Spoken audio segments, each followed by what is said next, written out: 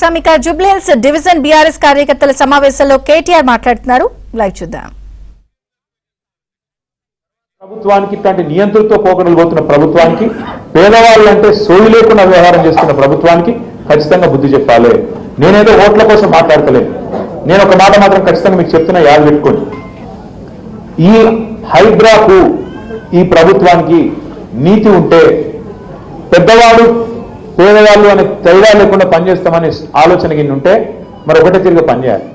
అదే ముఖ్యమంత్రి గారు అన్ననేమో చెరువుల ఇల్లు కడితే ఆడికి హైడ్రా పోదు, బుల్డోజర్ పోదు. మంత్రులు చెరువుల తాళార్ల ఇల్లు కడితే ఆడికి పోదు. మేము సాక్ష్యాలతో సహా ఇచ్చినాం, పేపర్లో పెట్టినాం, టీవీలో పెట్టినాం, బయట పెట్టినాం. ఇగో పట్నం మహేందర్ రెడ్డి ఇల్లు చూడు, పొంగులేటి శ్రీనివాస్ రెడ్డి ఇల్లు నీళ్ళల్లో ఉంది, వివేక్ డాక్టర్ వివేక్ మీ దగ్గరే తిరుగుతున్నాడు మంత్రి, ఆ ఇల్లు నీళ్ళలోనే ఉంది, కేవీపీ రామచంద్రరావు ఇల్లు ఎఫ్టీఎల్ ఉంది, వాళ్ళ ఉలగొట్టి ఇక్కడికి రా నువ్వు అంటే మాట లేదు. ముఖ్యమంత్రి సొంత ఇల్లు కొడంగల్ల, రేవంత్ రెడ్డి సొంత ఇల్లు కొడంగల్ల రెడ్డి కుంటలు ఉన్నది. రెడ్డి కుంట అంటే ఏంది? కుంట అంటే చెరువే కదా, చెర్లనే ఇల్లు కట్టిండి నేను కొడంగల్ల.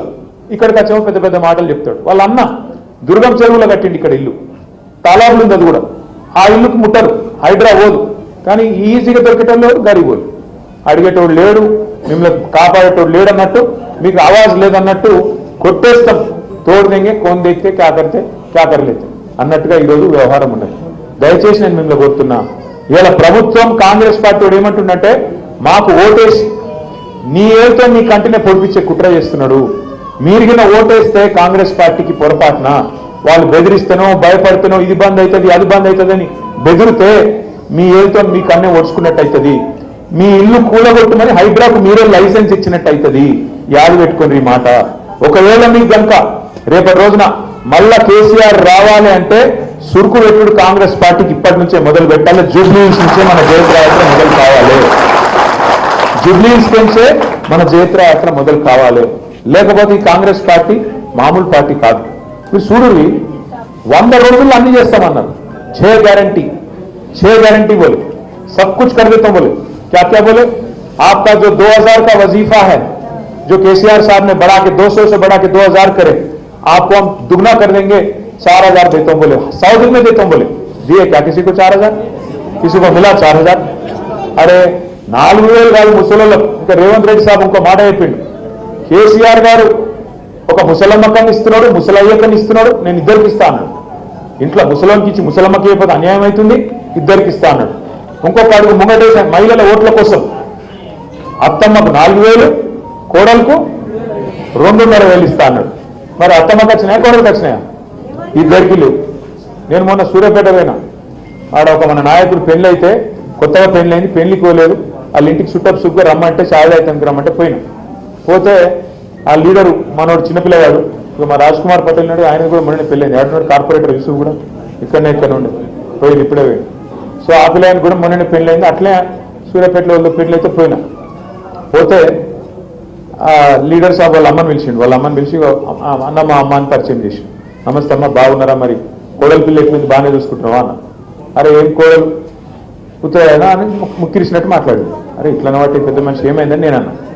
అంటే కోడలు వస్తే 2,500 వస్తాయి అనుకున్నా, రాలేదు. అనగా నా కోడల పిల్ల కూడా మహా గడుస్తుంది. ఆమె వెంటనే బయటకు వచ్చింది. అత్తమ్మ నీకు 4000 వస్తాయి అనుకుని వచ్చినాయా అంటే రేవంత్ రెడ్డి చేయబట్టి కొత్త పంచాయతీ కూడా 30 అత్తకోడలు గట్లాంటి పరిస్థితి వచ్చింది. ఇవాళ ఒక్క అత్తకోడల పంచాయతీలో కాదు, రాష్ట్రంలో ఎన్ని మాటలు చెప్పిర్రు, ఎన్ని కథలు చెప్పిర్రు. 24 నెలల్లో 2 ఏళ్లలో హైదరాబాద్ లో కొత్త ఒక్క పని మొదలు పెట్టిరా, ఒక కొత్త బ్రిడ్జ్ కట్టిండ్రా, కొత్త అండర్ పాస్ చేసిండ్రా. అవి ఎట్లా చేసే తెలివి లేదు. మనం కట్టిన వాటికేమో రిబ్బన్లు కట్ చేస్తుండ్రు, పెయింటింగ్లు వేస్తుండ్రు. రోజు ఒకటైతే బాగా చేస్తున్నారు, పెయింటింగ్లు వేసుడు, రిబ్బన్లు కట్ చేసుడు, జేబులో రిబ్బన్ పెట్టి జేబులో కత్తెర పెట్టుకుని తిరుగుతుండ్రు. ఏడవులు కట్టింది కనబడుతుందా, ఎక్కడ చూద్దాం అసలు పరిస్థితున్నది కాదు. కానీ ఒక్క కొత్త రోడ్డు కాదు కదా, ఉన్న రోడ్ల పొక్కలు పడితే కూడా పూడ్చే తెలియలేదు. గోపీనాథ్ గారు ఉన్నప్పుడు కష్టం వస్తే ఉరికురికి అర్ధరాత్రి అపరాత్రం లేకుండా మీ కాడికి వస్తుంది. బోరబండలో సర్దార్ కుటుంబానికి అన్యాయం అయితే ఇదే గోపీనాథ్ గారు అడ్డంగా నిలబడి వాళ్ళకు అండగా నిలబడి వాళ్ళకు అన్యాయం జరిగితే చివరిదా కొట్టాడు. నా తమ్ముడు చచ్చిపోయినాక కూడా ఆ కుటుంబానికి అండగా ఉన్నాడు. ఇలా మనం కూడా చేయాల్సింది అదే. మన నాయకుడు చనిపోతే ఆ కుటుంబానికి తప్పకుండా అండగా నిలబడాల్సిన బాధ్యత కూడా మన మీద ఉన్నది. ఆయన నాయకుడే కాదు, మన సహచర కార్యకర్త. కాబట్టి ఒక కార్యకర్తగా, ఒక నాయకుడిగా